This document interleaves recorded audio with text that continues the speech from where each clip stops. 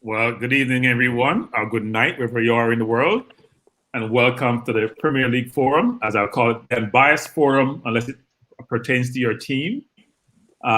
It's been an interesting week, as you can imagine, and we're here to talk about the results of the week, and we'll say in the week because we had games last weekend subsequent to our prior show, but there's too many games to go through, so we only go through the midweek games and then talk about the upcoming games for the weekend.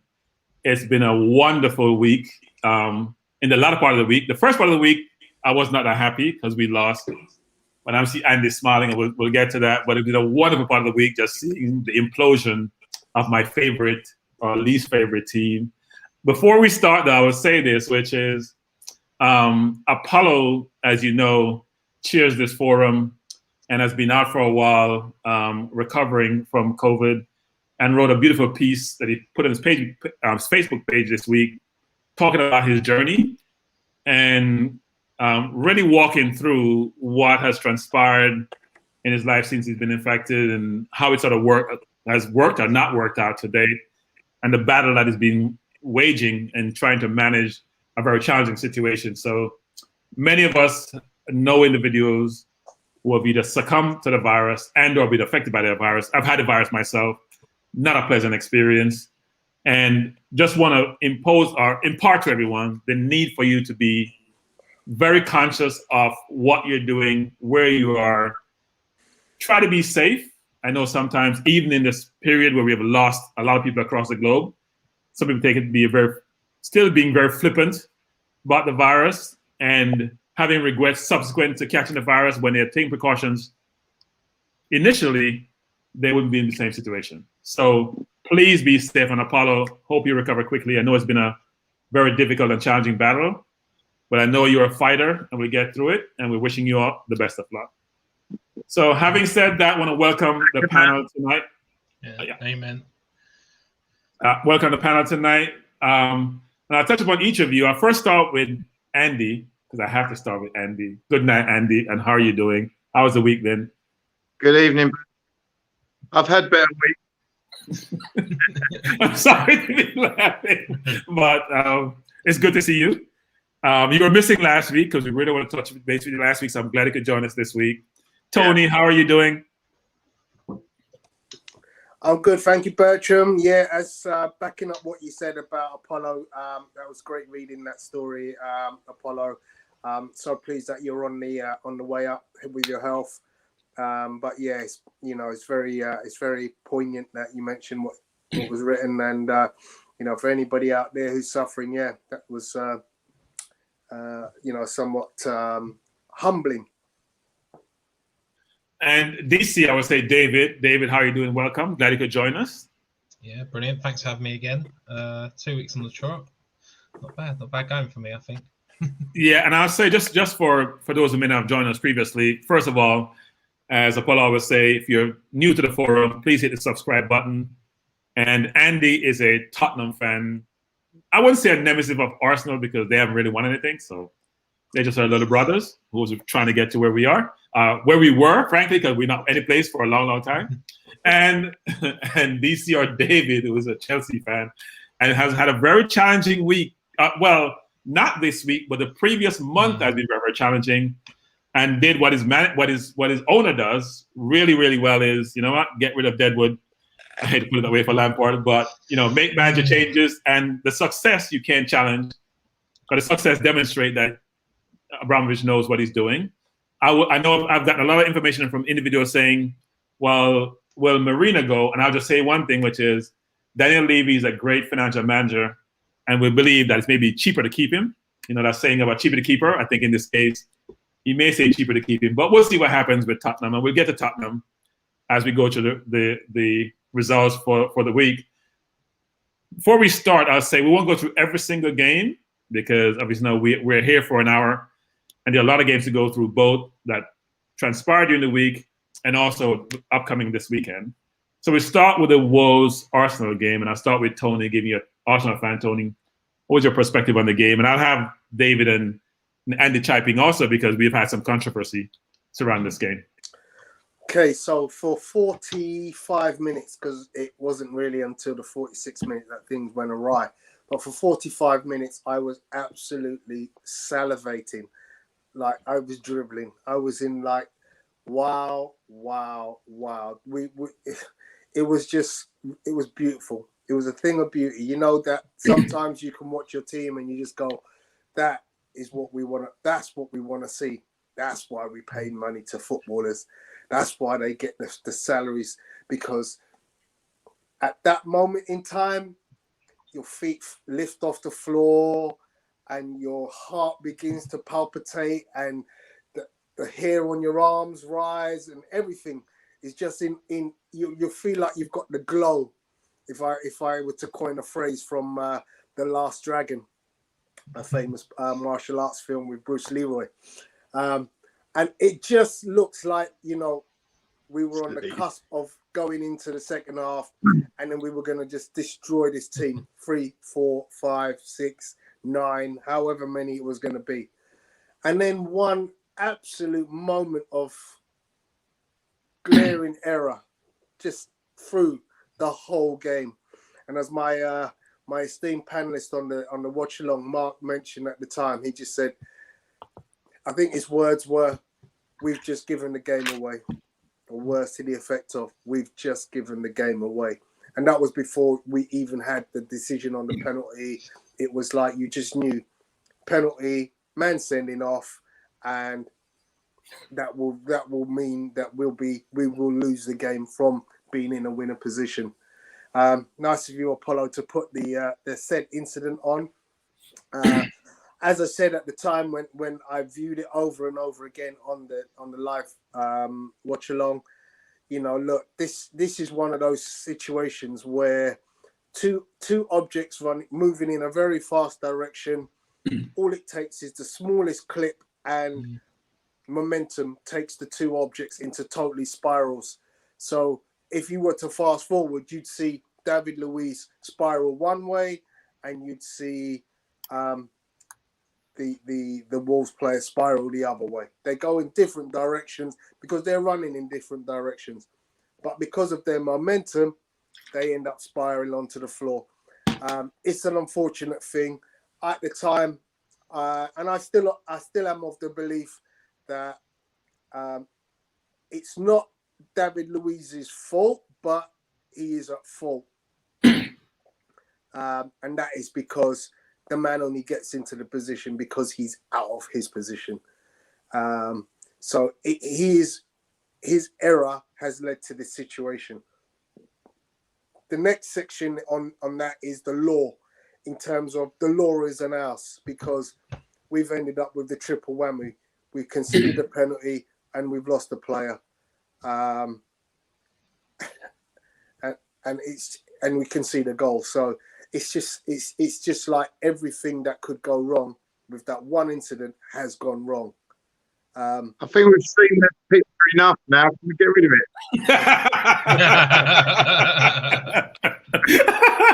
You know, Apollo is not going to get rid of it. So, David, what was your view on the Arsenal Wolves game? Well, I was watching it as well. I joined for the watch along with Tony, and I was putting some comments in the chat. But when watching it, I thought it was a pen.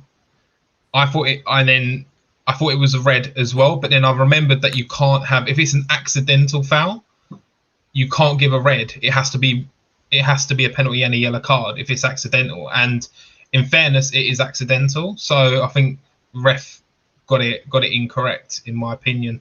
At the time, I was saying it's a pen, it's a red all day long. But yeah, I think after kind of like reading little bits about it and just understanding the laws of the game, they changed so much that you've got to keep up to date with these things. But yeah, I mean, the red card was the wrong decision. And I think Arsenal played really well. Obviously, the first half was what, I think like Tony said, it's what you want to see from your teams. And Wolves, even though they haven't been the greatest, they are a threat at all times. I mean, even if Luiz who's it, William Jose, even if he let him go, he didn't look confident enough to put that in the back of the net. He probably would have skied it. So, but listen, the rules are the rules, and I think the ref got it wrong, and that's ended the game. Any red card changes the game, and that's what's cost Arsenal, I think. Andy? It's a penalty, no question. Yeah, 100%. It's a pen all day. It's the rule about denying a clear. I've got an echo. I'm struggling with it. Let me go out and come back. Okay. So I'll say this about the entire incident. Tony's right. It's David Luiz's fault. And you always look to a source of a problem to figure out how you fix the problem. There is no way the goalkeeper should kick the ball out. The ball is coming back, and the man is so far behind you, you can't catch up to him. When there's a pass made, not that the ball was passed to him directly, it passed inside, it then got to the forward, and you're way behind upfield, and you're supposed to be the defender. If you notice, Holding had his man and was there, shadowing his man. David Luiz was nowhere in sight. Where are you? You're the other defender. You're always supposed to be the deeper of the two because that's how you play. Makes no sense. So that's his fault. Secondly, look, this is football. Football is a little bit archaic when I think about how it manages itself and the rules that it has. So if you read the rule, it basically clearly says if you're making a tackle, you can't create a double jeopardy situation where you make a tackle, you foul the man, you can't get the penalty and set him up at the same time. But in all other instances, holding, pulling, deliberate foul, you get send off. But the guideline it gave and the example it gave didn't align to what transpired. The rule did not anticipate this happening. That's what happened. So when you give a guideline or an example, you're trying to provide a holistic picture of what may transpire and how it should be interpreted. I think the referee, rules are based on experiences and based on anticipation of what may transpire, and you make the rules accordingly. The rules didn't anticipate this. The referee has to interpret and say, you know what, this is double jeopardy. And the rule, in a sense, may have said, look, if it's accident, it can't be a penalty, for example. Not the extreme of, I'm going to send you off, it's a penalty, you're down to 10 men, makes no sense. I'll say another thing. I'll rant a little bit by saying this. Football is archaic in the concept of your player can tackle you in the second minute of the game, as we saw with the Southampton game, and you got to play with 10 men for 88 minutes. You're killing the game. You're killing the entertainment. Hockey, in basketball, if you got sent off, somebody replaces you right away. Or in hockey, which is, for example, you got a 10-minute penalty. No one gets dismissed for the entire game for 89.9 minutes or 89.5 minutes in a game because one player made a mistake. It makes no sense. But football is archaic in that concept. And this whole notion of I don't like VAR, I hate VAR. Don't blame VAR because you don't want VAR.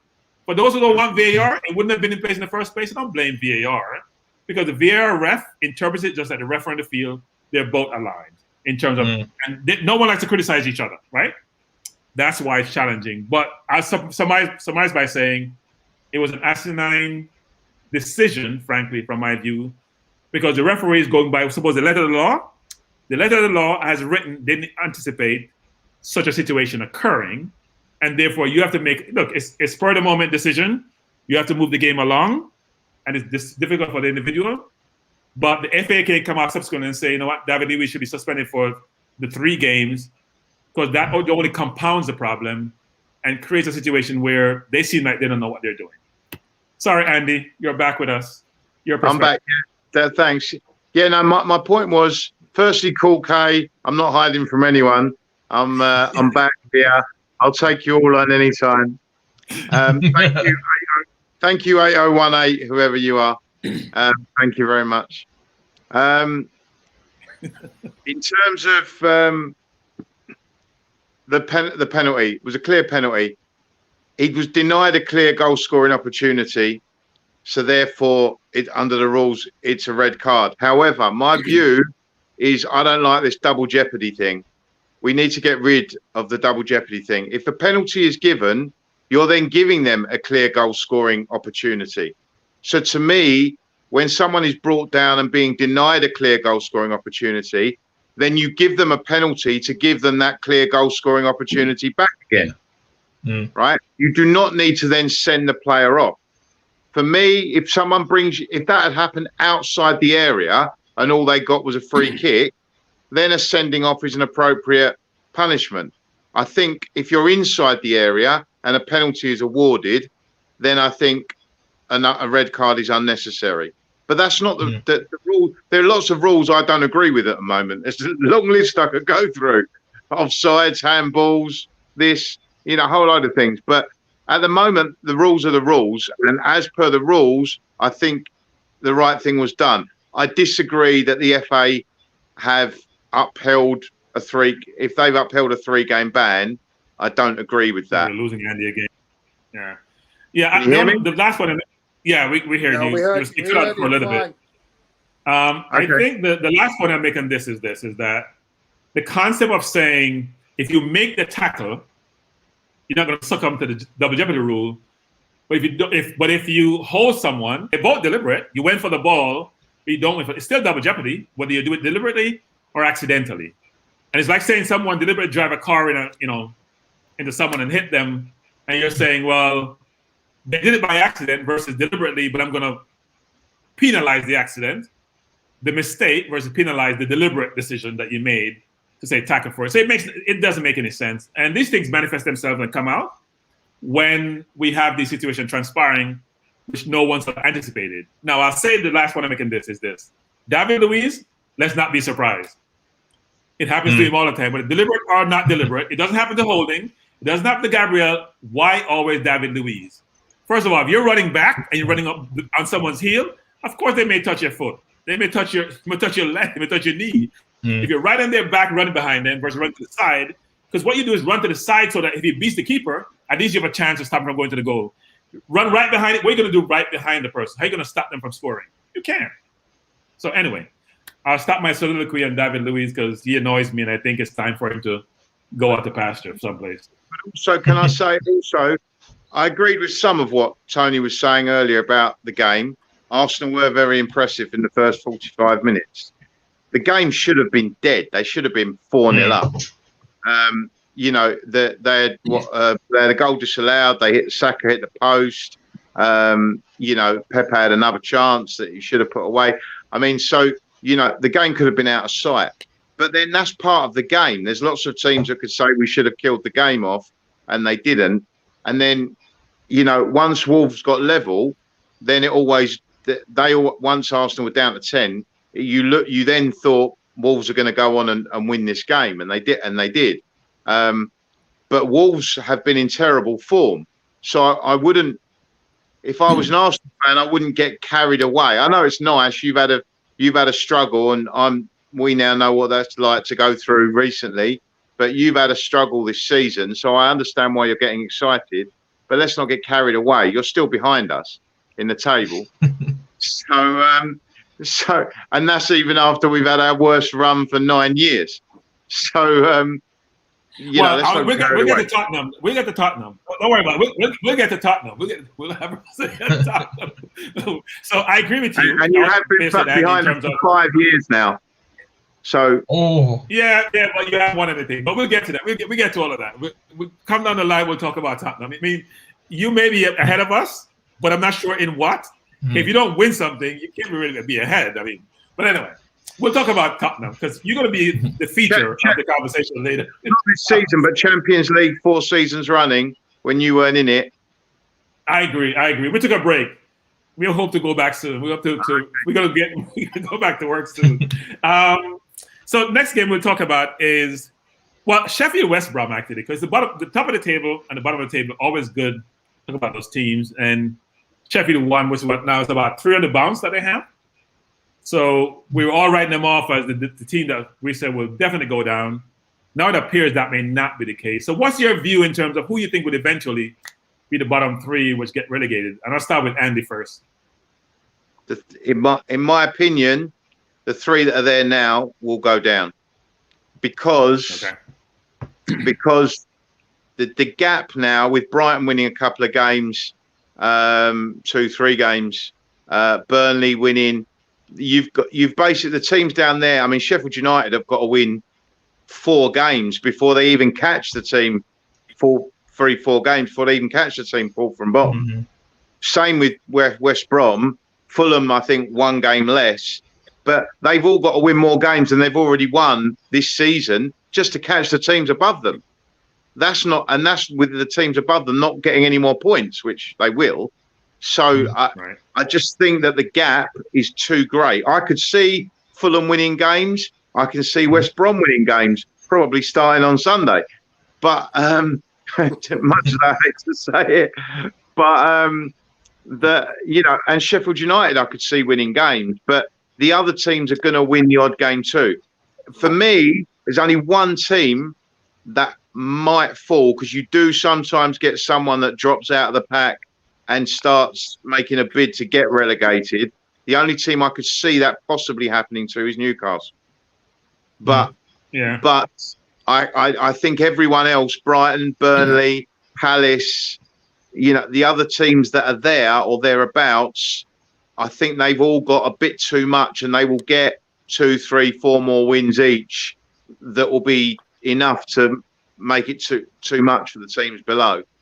Newcastle, and I also think Newcastle have done a very sensible thing, that they've brought Graham Jones in, who's a very well respected coach, to work alongside Bruce, and I think that's a good appointment.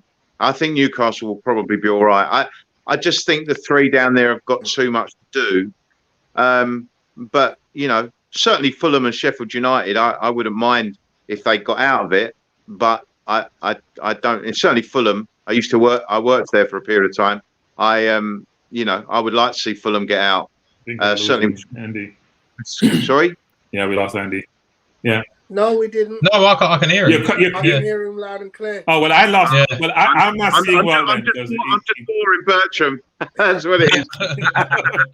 No, you're making a lot of sense, actually. Not at all. David? No.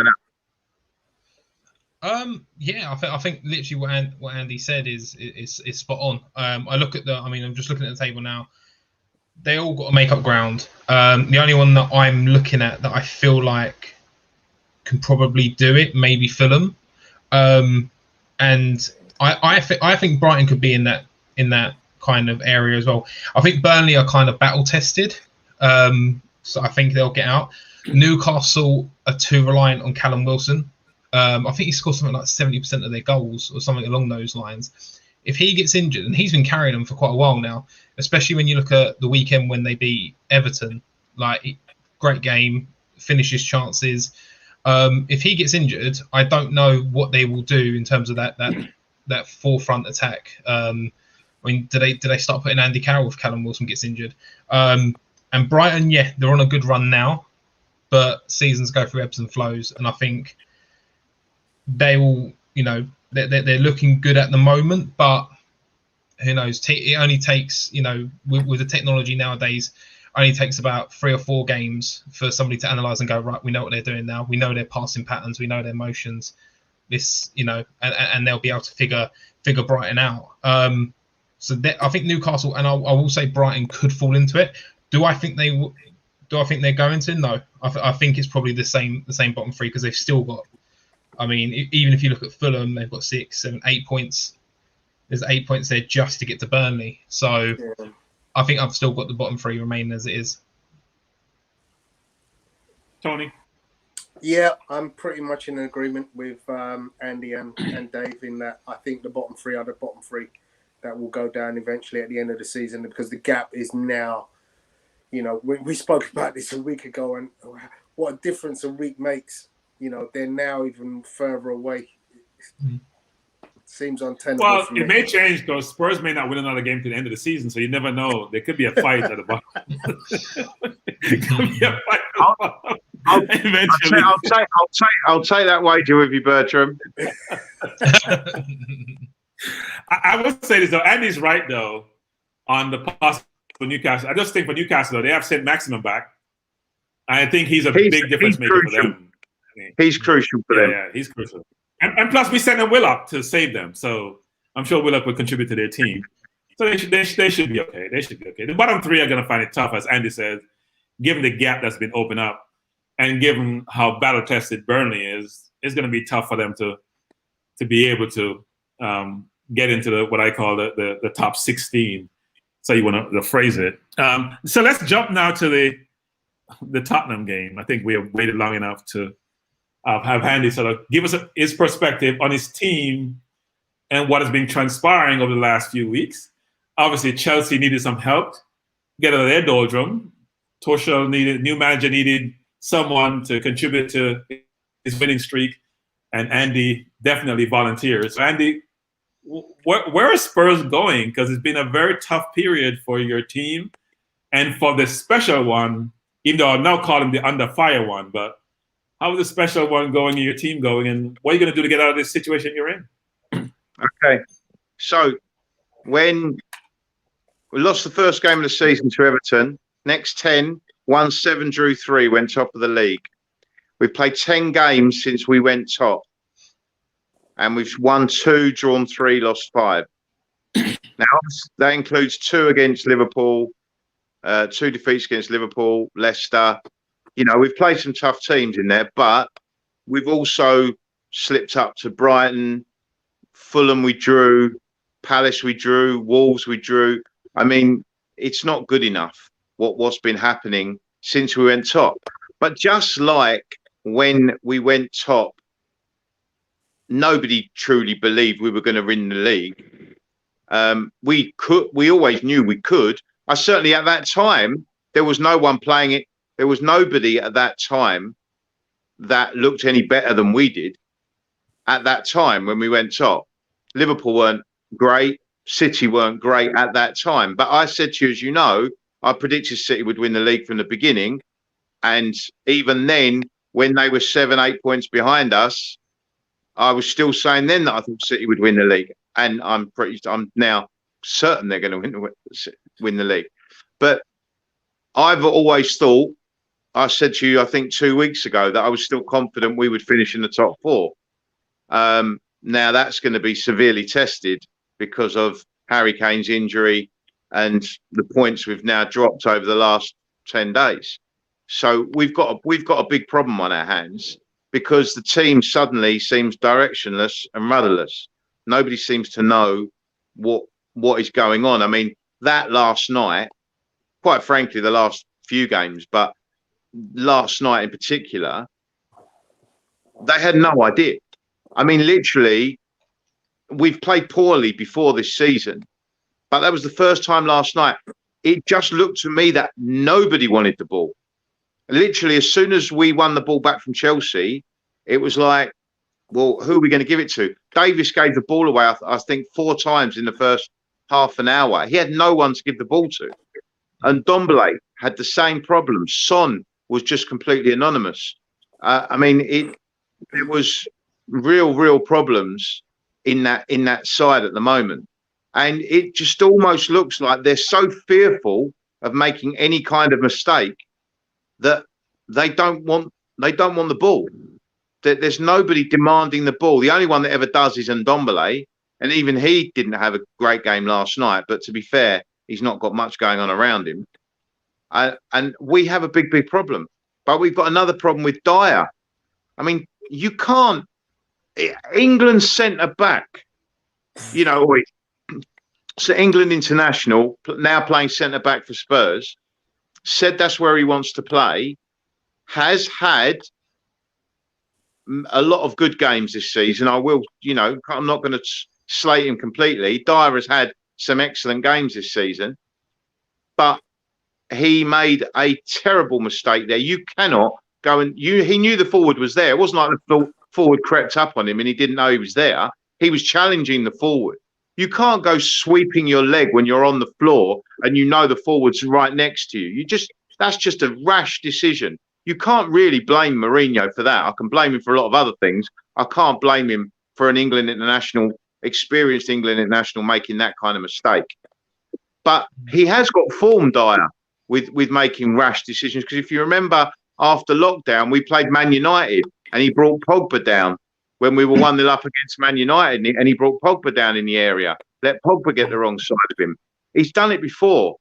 And I just think we've got too many.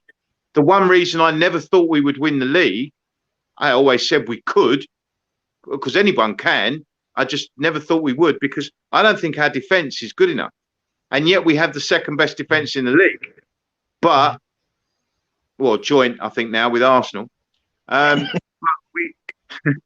but yeah, but that to me is false. Our defence is poor. Aurier has played many good games this season, just like Dyer, but he's also a liability. He cost us the penalty against Leicester. I mean, you think of some of the rash, stupid decisions that have been made by our defenders, and you can't make those kind of terrible individual errors. And that is what is costing us at the moment. We're making terrible individual errors. The second big thing is our style of play.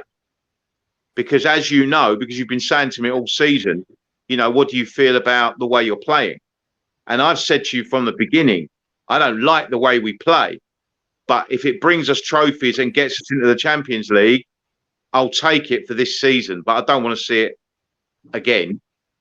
But now there's a huge question mark as to whether or not we will make the Champions League. I still think we can, but we need Harry Kane back.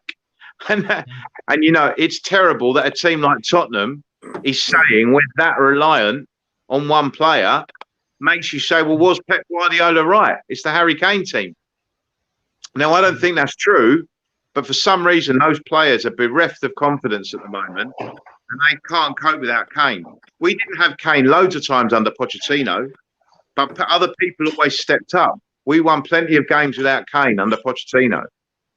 But now, all of a sudden, we haven't got Harry Kane, and none of them seem to know what to do, who to give the ball to, who's going to create. The problem is compounded by we haven't got Lo Celso, and Ali is also injured. But Mourinho hasn't been picking Ali even when he could.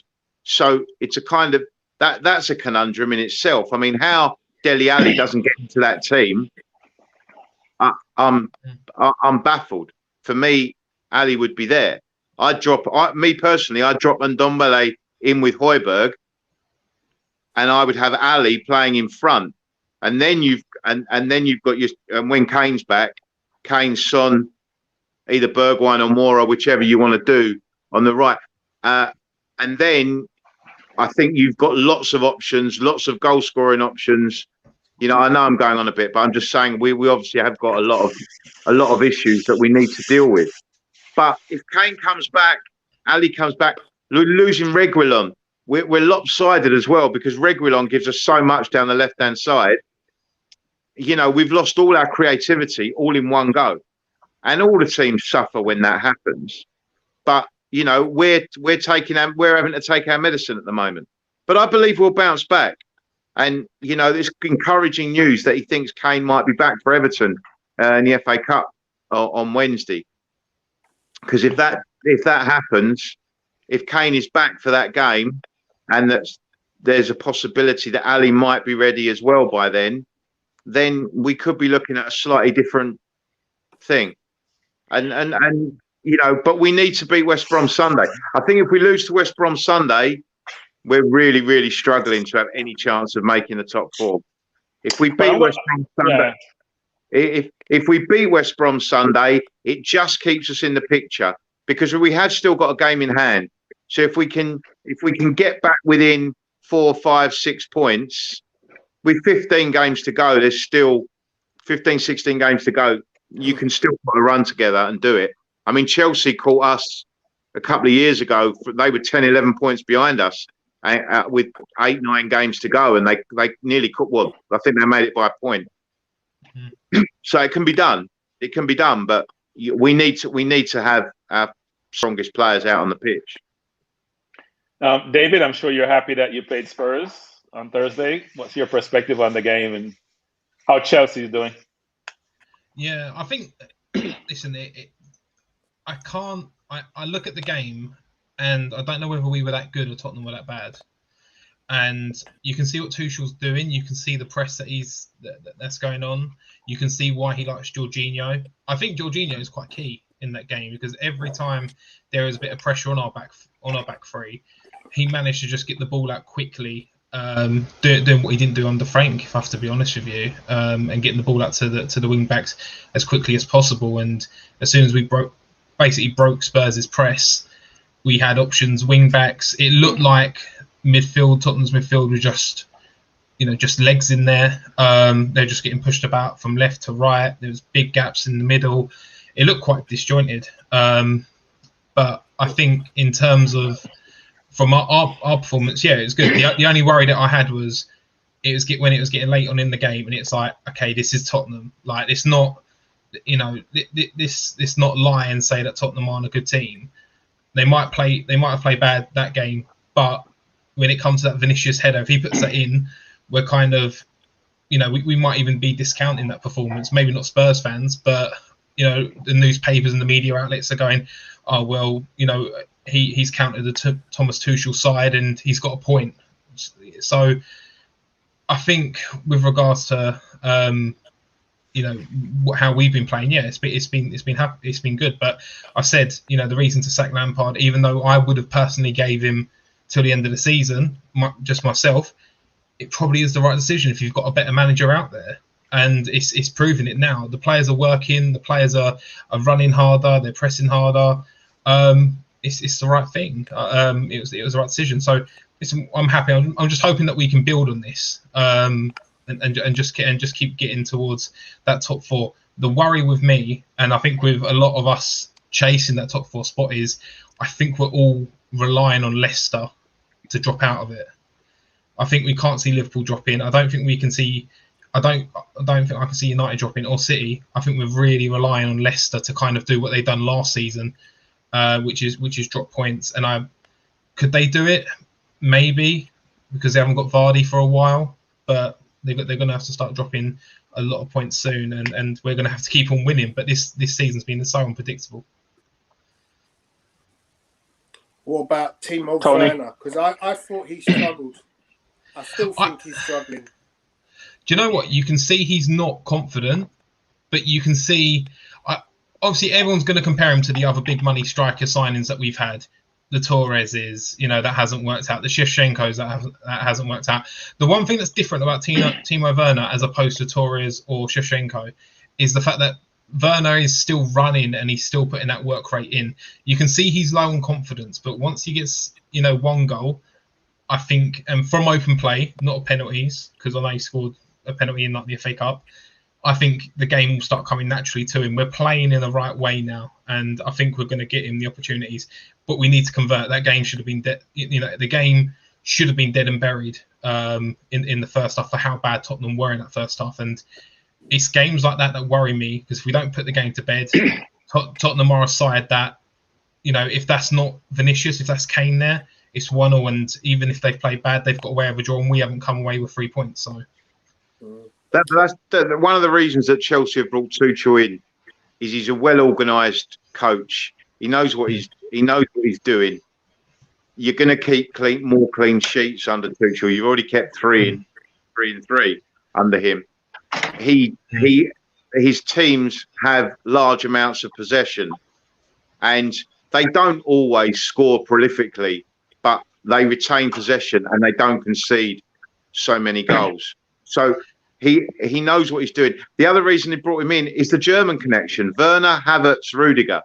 The three of them, well, 2 of them were out of form, and Rudiger wasn't even getting much of a look in under Lampard. And they were talking about loaning him out in January, Rudiger. And then he said he wanted to stay and fight for his place. My guess is that's because the Chelsea players knew they were getting rid of Lampard in the near future. So now that you've got someone there that understands the likes of Havertz and Werner, and my guess is that it will take time. It always takes. I mean, just go back to some of the greatest players, foreign players that have played in the Premier League. Arsenal have had a few. Look at Robert Pires. First season at Arsenal, nothing. Went on to become one of the best players in the Premier League.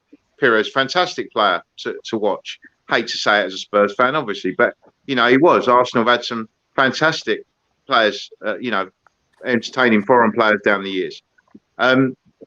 So I just think that you've got to give the likes of Havertz and Werner time. I think they've overpaid for Havertz. I think Leverkusen saw them coming. They overpaid for him, but I do believe that they've got a talent there. What they need to work out is there a way they can get the best out of that talent or did they really buy someone they didn't need? With Lampard, they bought someone they didn't need in the way that Lampard played. I think Tuchel will find a way to get the best out of them over time, but it may be next year before you see the best of someone like Havertz. But you know, we'll wait and see what happens. But I think Chelsea are now strong contenders for top four, when a few weeks ago they weren't looking like it. And that's what I'm saying about Spurs now.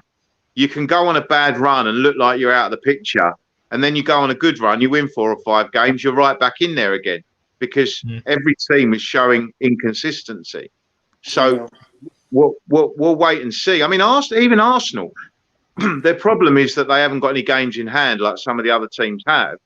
But if Arsenal were to put a strong run together, they're not completely out of the picture. I think they've probably got a bit too much to do for top 4. But I still think Arsenal... It's not that far. Really not that far. The only issue is you look at... You haven't got any games in hand on that. Don't need them. Well, I think... Well, my personal view is... whereas you could... I don't think you'll make top 4. So you've now put yourself, with the run you had before the Wolves game, you've put yourself back in the frame to make Europa League possibly. Whereas 4 or 5 weeks ago you weren't in that frame. Yeah, I'll say a couple of things. One is for Tottenham, I agree with Andy about moving Ndombele back, bringing Dele Alli in. I think you should Bergwijn out. He doesn't score goals. I'm not sure what he does on your team, frankly. He looks good on the ball, but there's no end product. There's no end product. And he's not scoring, so why would you play him? It doesn't make sense. You might as well play Bale, who does nothing either. But you know at least he has potential to do something. And Bergwijn has been there for a while now. His goal return is awful. On Chelsea, for that matter, I don't see Tottenham making top 4. I'll be frank. I just don't see how it's going to happen. Even with Kane. You were struggling without Kane for 3 games. I think you lost 3 before he got injured. So it wasn't like you were on a great run with him in the team. When Poch was there, you could still work without Kane because he figured out a way to maneuver the team to get results. That Kane is actually your main player, but you have to be able to survive without him. We lost Aubameyang for a few games, and I wasn't unhappy at all. In fact, I thought he shouldn't have played the last game, frankly. He shouldn't have come on that game because the team is functioning really well without him. So why upset what you have in play that's working really well? But Chelsea has a lot of good players. They all seem to be the same to me, though. They all seem to be exchangeable.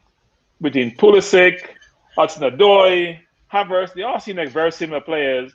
No diversity in terms of what they bring to the table. So will that be enough when you're trying to get to top 4 with so many teams all bungled up? Everton, Leicester in the mix. How will that transpire? So it's going to be interesting to see what happens going forward. But as I said at the beginning of the season, it's going to be the most topsy-turvy, the most competitive season ever. City started changing that. They seem to be running away. And they don't look like they're going to lose a game soon. Well, after Sunday, we'll determine whether or not they're going to run away with it. They may have a hiccup. Paddy Power have paid out on City winning the title today. Wow. Not surprising. They have game in hand, right? And they're not giving up goals. They just look impregnable and invincible. But all you need is a little bit of hiccup. All you need is... But the problem for the City versus other teams is Mane is not in Liverpool's team, and they struggle somewhat. City has lost... they've lost De Bruyne. We mentioned anything about... Forget about Aguero and Jesus at the beginning of the season. They lost De Bruyne. No one's talking about De Bruyne. And he's probably the best player in the league, or close to being the best player. Nobody's mentioned De Bruyne. They just keep on rolling because they have 2 players in every single position. I said it 2 weeks ago that they've not Aguero or De Bruyne, and yet they're still brushing everyone aside. Yeah. So come to the game coming up tomorrow, actually, starting with Arsenal Villa. Andy, what's your prediction? I'm hoping a score draw or 0-0. Any kind of draw will do me. Tony? So what game are we going through? Aston Villa, Arsenal games coming up this weekend. Do you know what? Weirdly, this one boils down to who we have in goal. We don't have anyone in goal. I just have no confidence in Sorry. Alex Runarsson. If Matt Ryan can just get out and be there, standing between the sticks, just his presence alone gives me more confidence, even if he's only 80% fit. He trained today, actually, by the way. He It did train depends today. when 20% isn't fit. If he can stand on one leg, he should be in the goal. Because I have no trust in Bernardo. Arteta is very political when he answers these questions, but he must be thinking he's going to cost me my job. I can't have him go. Why did you have him? Why you got rid of Matt Macy, for example, if you have no trust in Bernardo? Yeah. But yeah. David, so I'm gonna go for a 2-0. I'm gonna go for a 2-0. 2-0 Arsenal or 2-0 Villa? 2-0 Arsenal. Wow, 2-0. No goals. Yeah. Given how Villa is playing, I mean, they do score goals. Look, the defense is playing Bearing in really mind what well. you said about Runarsson in goal. Yeah, I mean, if Alex Runarsson is goal, he's giving one away. It's probably an own goal. He's that bad. Yeah, he's that bad. David? Score draw. I'm going 1-0. Yeah, I'm going to say 2-1 Arsenal. I do think the team is playing really, really well. Partey, if he's fit, makes a huge difference in the middle. Xhaka is getting confidence from playing with Partey. Gabriel is back, who I prefer to David Luiz, frankly. And up front, the question with Arteta is, who do you play? Do you play Aubameyang or do you keep the Pepe, Saka, Lacazette front three? And also, do you bring in Odegaard instead of ESR? Because he's now 3 games in. You can't have him on the bench. You didn't bring him in on loan to sit him on the bench, so you got to make a decision. So I think that's tough for Arteta in terms of who to play. And if he plays the right team, I think we'll get the result. Newcastle Southampton, Tony? Did Andy do his result for the Arsenal? Yeah, Andy went first, right? He wants a draw. No. Did you go? Yeah, Andy said he wants the game to be tied. He wants a tie game. My bad. Did you say Burnley Brighton? No, Newcastle Southampton. Newcastle Southampton. Two teams not in great shape. Southampton lost a few players. They look like they got very tired leg. It's up at Newcastle, so it's a big trip. I'm gonna go Newcastle to nick this one with St. Maxim back. They could nick this one. I'm gonna go Newcastle 1-0. David? I think I'm gonna go on the same wavelength as Tony. I think Southampton, after that kind of 9-0 defeat, which is Jesus. I mean, how do you lose 9-0 2 years in a row or 2 seasons in a row is mad. But I think I'm going to go Newcastle 2-0. Newcastle at home. Callum Wilson looks to be playing some good football. I think I'm going to go 2-0. Andy? Yeah, if you look over the season, you'd go with Southampton, but with the injuries they've got, I think a lot of this could depend on who Southampton put on the pitch tomorrow. If they've got some of their players back, then I fancy Southampton. But on the basis of what we know from earlier in the week, maybe a weakened side, then I'd say Newcastle's need is greater. Newcastle need to win games like this to ensure their safety. And I think, having St. Maximin back and Wilson in a little bit of form, I think that might be enough to get Newcastle over the line. So I think Southampton they will have a reaction like they did last year when they lost 9-0. They went and had a couple of pretty decent games where they didn't give away too much. So my guess is they'll be well organised tomorrow. But I think Newcastle could nick this one tomorrow. Yeah. So narrow 1-0, 2-1 maybe. I see Liam here saying Newcastle 1-0. I'm going to predict it. Got to say, big up to Liam Talks Football, young kid, doing wonderful things on YouTube. Nice to see you, Liam Talks. Follow his page. And Liam is also predicting us to beat Villa 3-1. Sounds like Liam is a big Arsenal fan because I don't see a 3-1. I see a 2-1 win. I think the game will be a tie. I do think Southampton plays well with 11 players, but when they lose a player, they go to pieces, and not sure why that's the case. We lost 2 players, and still only lost 2-1 to Wolves. So I think Villa will show a reaction because they've had a couple of defeats in recent weeks, Burnley and the other night to West Ham. So I think you'll get a reaction from Villa. But yeah, certainly Arsenal are in form, and I think that they may well do it. yeah, But I could see a draw. Sorry, I'm just trying to change something. Hang on.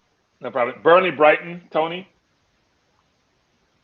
Hey, Tony, can you hear me? Burnley against Brighton. What's your prediction?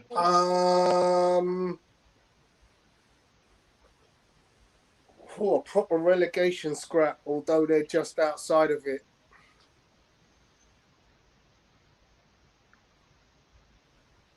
I'm going to go with Burnley just because they're at home. What's the score? 2-1.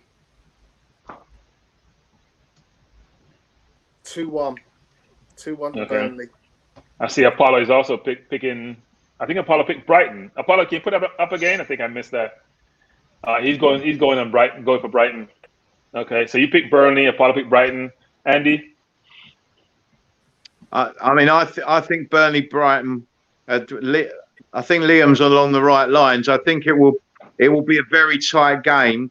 But when I was looking at it, I fancied maybe Burnley 1-0. Again, Brighton have had 2 big 1-0 wins against Spurs and Liverpool in the week, and I just wonder whether the third game away at Burnley will be a tough, bit more attritional. I think I could see Burnley maybe nicking this 1-0.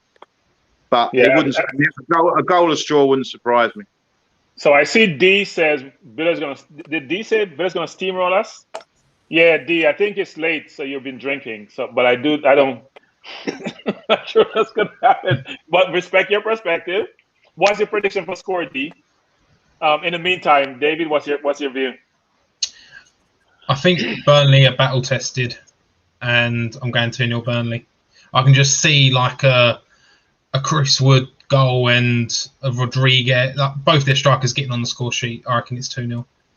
Yeah, Cool K is also picking Burnley. I'm picking Brighton, actually. I'm not sure people looked at Brighton's game and realized that they create a lot of chances. They're just not putting them away. They have been really good all season. A lot of draws. They haven't had a ton of losses. And they've been playing really well. They just can't put chances away. Even when we played it, they should have beaten us, frankly, when we played them. When we were on a run, frankly. So I do think they're a good team. They just need to put the ball in the net. So I'm picking them to win 2-1. I think the point is against Burnley, they won't get that many chances. And I think that might affect them a bit. But we'll see. And Liam is saying Chris Wood is injured. Yeah, I mean, whether it's Wood, Rodriguez, who's the other one? Can't remember the other. Ashley Barnes, one of the 2 of them are going to get on the score sheet, I think. Man U versus Everton. Andy. I'm torn between thinking what result you actually want here. Whether you want United to beat Everton and let them go away and keep Everton close to us, or whether you've still got hope that you can drag United back into the mix. But I think in any rivals, I think you'll take a draw. I think I'd like to see a draw, but I suspect United will win at home. I suspect United will win, but I would like to see a draw. Apollo is saying 2-0 Everton. It's ambitious, given how United propensity for scoring goals. Cool K says a 1-1 draw. David? I think with a savvy kind of manager like Carlo Ancelotti, I think he could go to Old Trafford and I think he can get a point. And I think, I can't remember who it was who just said that United are very bipolar. They'll win 9-0 and then I can just see this game being a draw and everyone back on kind of that, our United title contender kind of vibes. I've got 1-1. Okay. Tony? I think differently today. I actually think United will be buzzing off of the 9-0.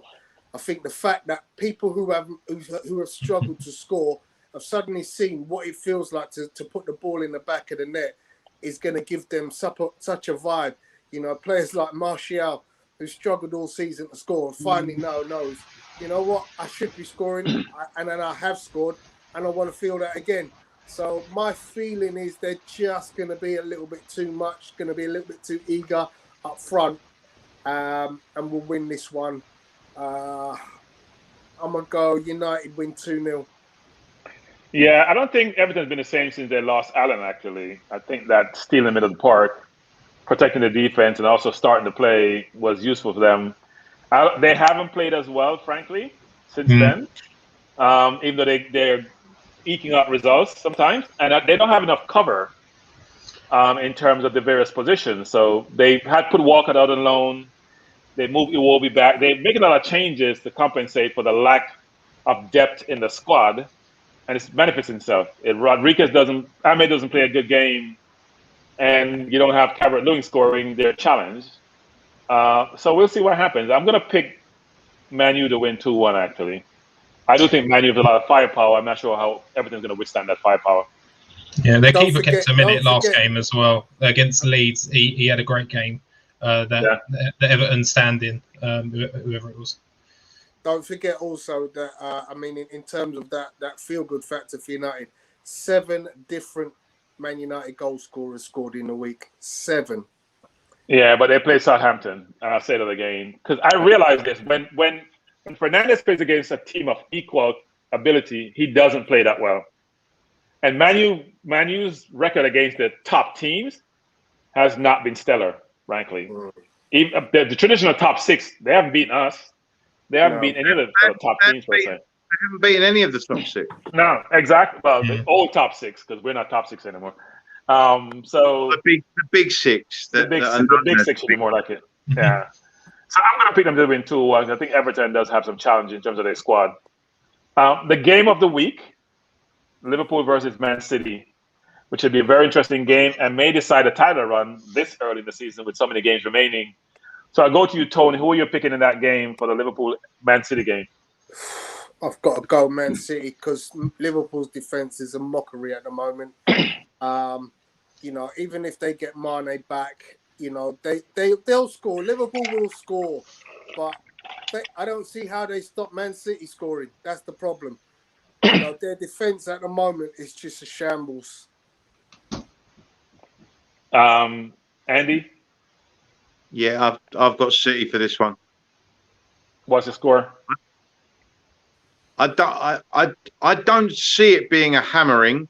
It could, with the defence that Liverpool have got out at the moment and the ability that City have, I wouldn't be totally shocked if City went there and gave them a bit of a hiding.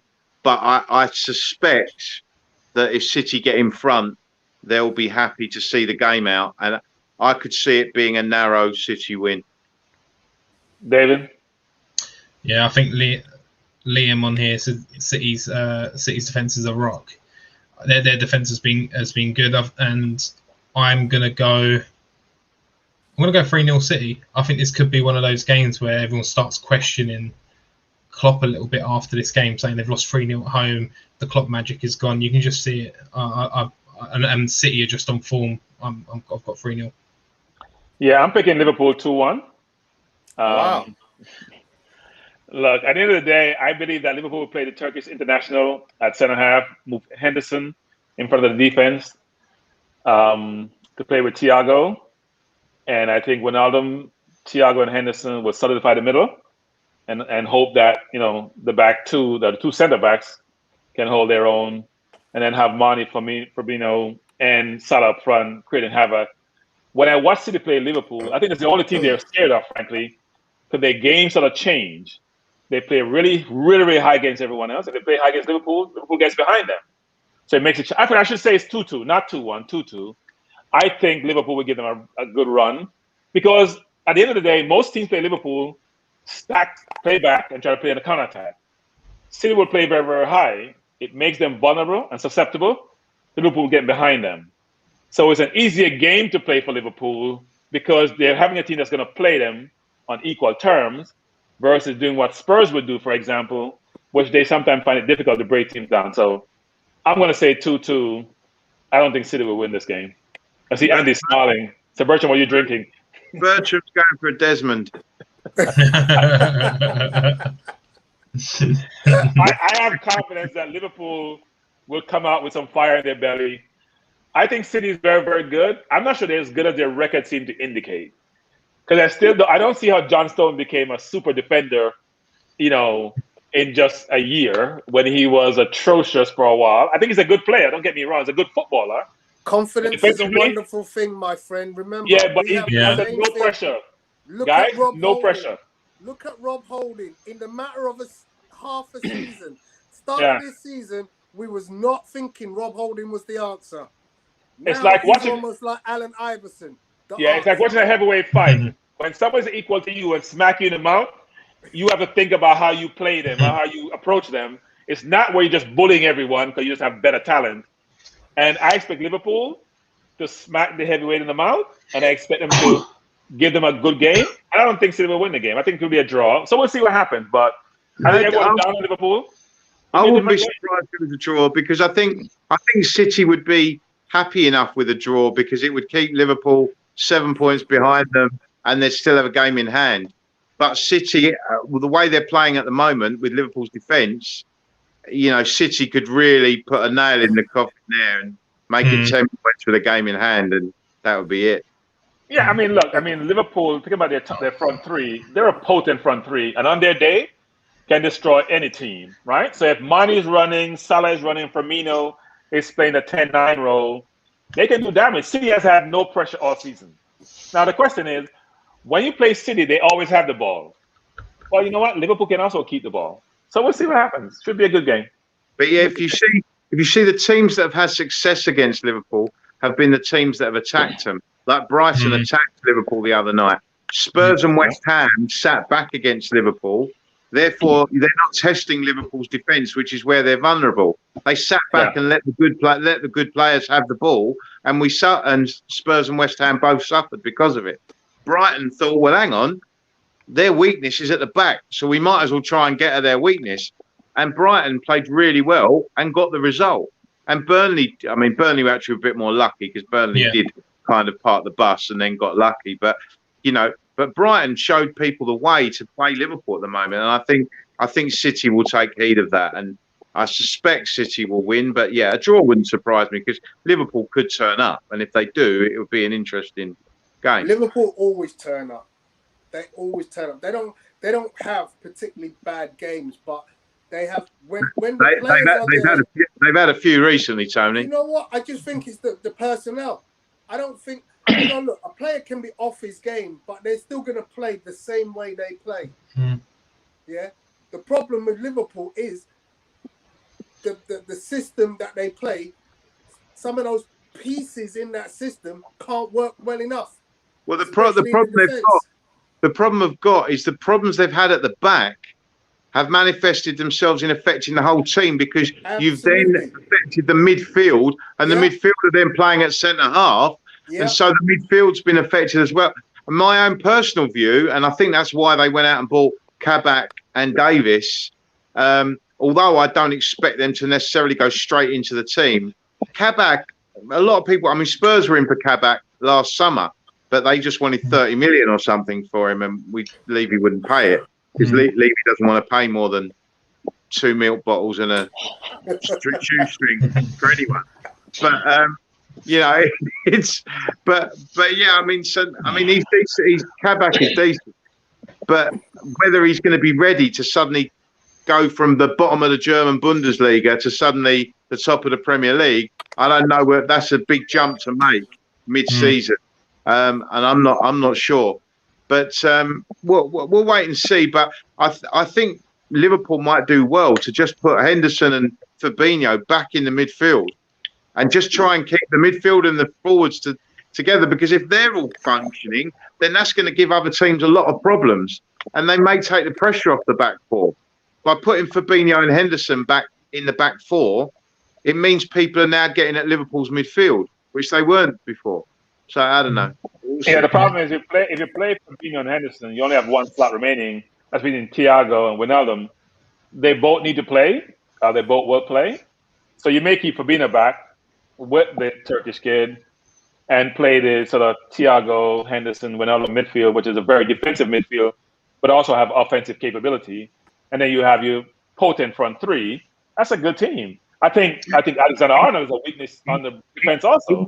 In Liverpool's defence, I mean, what they've had to cope with not one, not two, but 3 season-ending injuries for your 3 best centre halves, Van Dijk, Gomez, and Matip, and to have, on top of that, had injuries to Trent during the season, Alisson during the season, Fabinho during the season, Henderson during the season. I mean, they have had a bad run, and that's basically what's taken them out, I believe, of the title race this season. Unless they can beat City Sunday, and even then, they've still got an uphill battle to catch City. But you know, if they were to win Sunday, they would still believe they had a chance. I think if they don't, I think if they draw or lose Sunday, I can't see them making the ground on City. But if they were to win on Sunday, it might just keep it alive. But we'll see. Yeah, the only team that could withstand 3 centre halves being injured is Arsenal. You were saying, David? Yeah, no, I think if Liverpool can get Hendo back in that midfield, it does shore things up. I think they've missed him, Henderson, quite a lot in there. I mean, when you think about they've been playing Thiago, they played Shaqiri at one point centre mid as well, haven't they? You need to get Hendo back in there. He's the glue that keeps that midfield together. I think Henderson's appreciated when he's not playing in the midfield. So if you listen to Liverpool challenge Liverpool fans, they would say they need a more creative midfielder before they got Thiago, and Henderson wasn't the answer. Henderson's a fabulous player. He runs all game. He can make the 40-yard pass. He's putting his forwards in, and he's making tackles in the back. He's the engine you want in your midfield, and he's directing traffic. And Wijnaldum is a good supporter. And Ox also contributed well before he got injured a year and a half ago and has not regained his form. So it should be an interesting game. I'm looking forward to the game, actually, because I do want Liverpool to win. I want it to be all congested on the top and no team to run away with it like Liverpool did last year, or Liverpool were just way ahead last year. No way to catch them. I would love for us to have a really competitive fight for the title. And the best thing could work out is Spurs finish like 15th or 16th. That would be wonderful. So we're coming to the end of our show, and I'll just say for final words, David, your sort of overall perspective. I didn't mention the Chelsea-Sheffield game because I figured you're going to win easily. So, I don't know about that. It didn't happen last year, did it? And we drew at home. So Sheffield's a bit of a bogey team, but I'd like to think we could win. I'd like to think we could with the form we're on. I think. Do you know what? Let's be brave. Let's go for 3 or 4. You think it'd be 3 or 4, Andy, for Chelsea versus Probably Sheffield? not. But I mean, I just think, I suspect possibly not. Maybe a 2-0 or 2-1. Is it at Chelsea or at Sheffield United? Sheffield. Sheffield United. I think 2-1, 2-0, 2-1 Chelsea. I suspect. I think they're more organised under Tuchel. It's the sort of game that under Lampard you might be worried about it, but I think under Tuchel they'll have it organised, and I think they'll be all right. You know what I find fascinating about this conversation around the different managers? It's the same players, right? I mean, it's not the same players. But it's often how you set the team up and how those players, what instructions those players are given. Because this is what's, it's clear that at the moment, the Spurs players don't really like what Mourinho's telling them to do, but they're doing it, but they're not comfortable doing it. And you can see they're not comfortable doing it. Yeah. Now, the Chelsea players didn't seem to be that sure of what they wanted to do under Lampard, but now Tuchel seems to have come in and given them a plan. And like, this is what you do, and this is how I want you to play. And he seems to be getting the best out of those players. Now, it's early days, and you always get a bit of a bounce of the new manager. So, we can't get too carried away. But I think Tuchel does know what... And people forget, Chelsea have got a very, very good squad. Yeah. If he does get them going, that they could be quite formidable. They're just a bit too far behind to maybe to challenge City, but they could go on a run. I don't think anyone apart from City is, in my opinion, everyone apart from City is catchable. Yeah, we've got. I mean, the thing I would say with Chelsea is they're probably 2 players away from being able to match Man City. If as I predict, next season when Chelsea have had another window, bearing in mind they missed the window, and Tuchel's had his opportunity to have a proper pre-season, Chelsea could be the next big thing. They've got the players. At the moment, Tuchel's just getting his system, but I think he's got so much to play with, so much talent at his disposal. I don't think anybody has got that amount of talent at their disposal. I think the problem is that you may have what you call a lot of talent, but is the talent similar? Do you have differentiation between players in terms of some are do you have the Ronaldo, Messi, De Bruyne type players? So very good players, very similar in stature, very similar in terms of capability. You don't have any differentiators. That's a difficult team to pick. That's a difficult team to get you over the hump. It's not the same as a City. Do you need to have the differential? Let's look at this. Barcelona, the impregnable Barcelona, played with a core 8 players, never changed. Always played the same kind of football. And if one of them ever stepped out, the person who stepped in did exactly what that previous player was asked to do. They never changed the system. They had the same pattern all the way through the club. But let's be careful. The system right, you don't need, and don't forget, Chelsea have got what Arsenal haven't got. They have got 3 different types of strikers. Werner, Tammy Abraham, and Giroud are 3 different strikers. We haven't got that. We got. Neither have we. Yeah. I'll say this about Barcelona, for example. It's not the same comparison because Iniesta, Xavi, Messi, Ronaldinho, back to Henry. There's no comparison. Those players are exceptional players. The difference between having those exceptional players and having the same 8 playing versus having the Pulisic, Hudson-Odoi, Abrahams, Giroud is not the same thing. And difficulty for a manager is that Arsenal is going to be facing this soon. Is who do I put on the field and who do I disturb and make upset?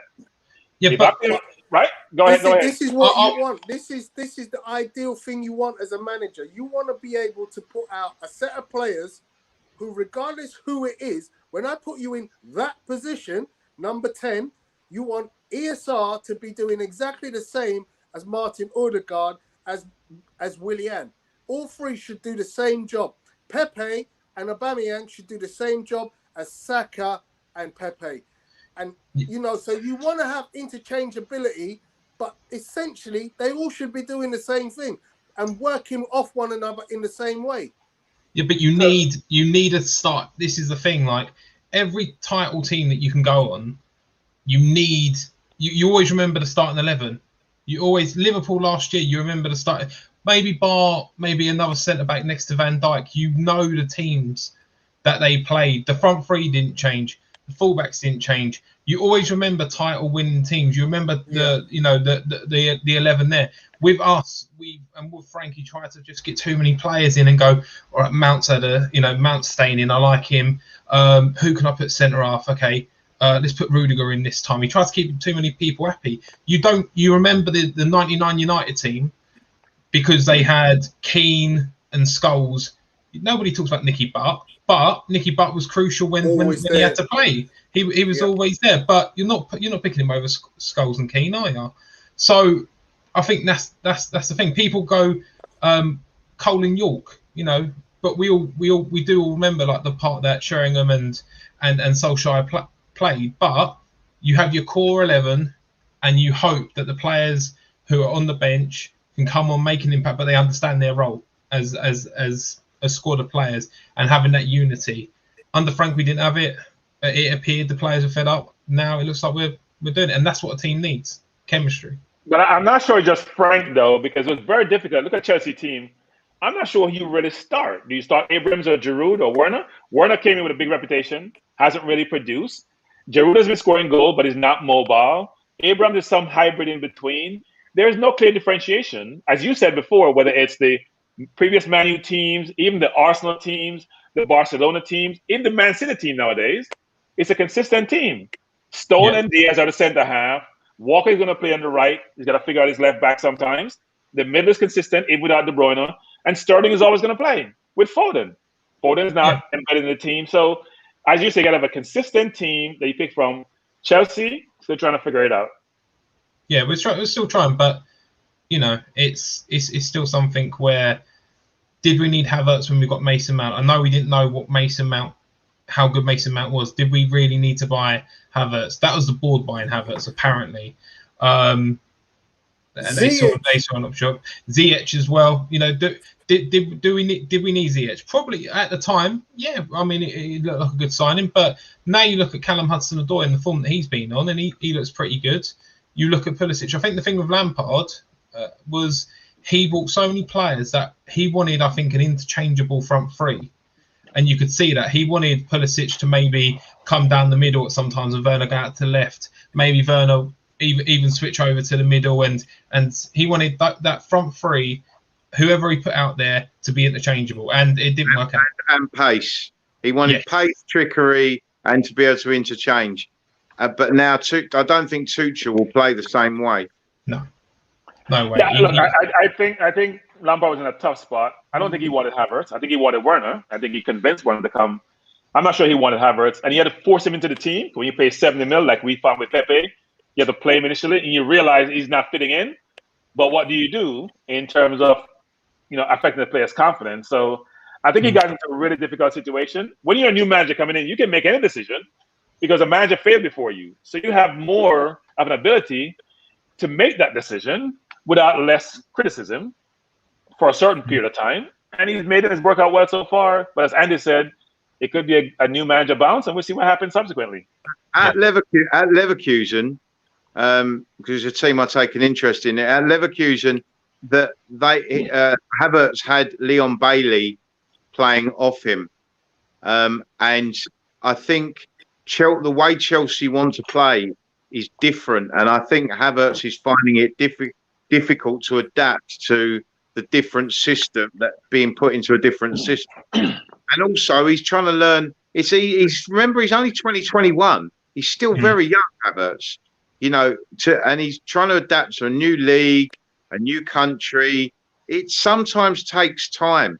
Give the guy. This is the problem now, that nobody's got any patience because of the big bucks involved in the Premier League and the requirement for instant results. That nobody's got any patience. But these guys are young. These guys have been bought for big money, but they've got big futures ahead of them.